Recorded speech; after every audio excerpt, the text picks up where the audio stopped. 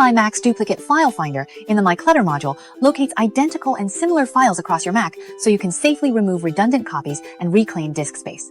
Key features: scans, whole disk, specific folders, or external drives, detection types, exact duplicates, byte for byte, and similar images, near duplicates, grouped results.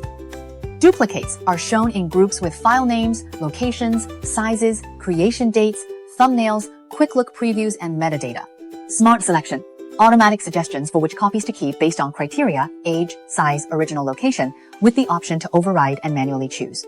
Safety, built-in safety database and ignore list to prevent removal of system files. Context actions include reveal in Finder and get info. Workflow, review then, remove, bypasses trash, or uses CleanMyMac's bin depending on settings, supports undo for recent deletions.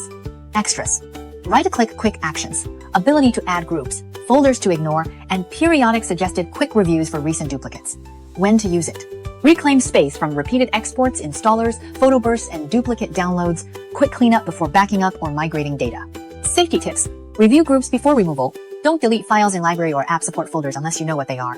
Use the ignore list to protect important folders and enable a backup or time machine snapshot before large deletions.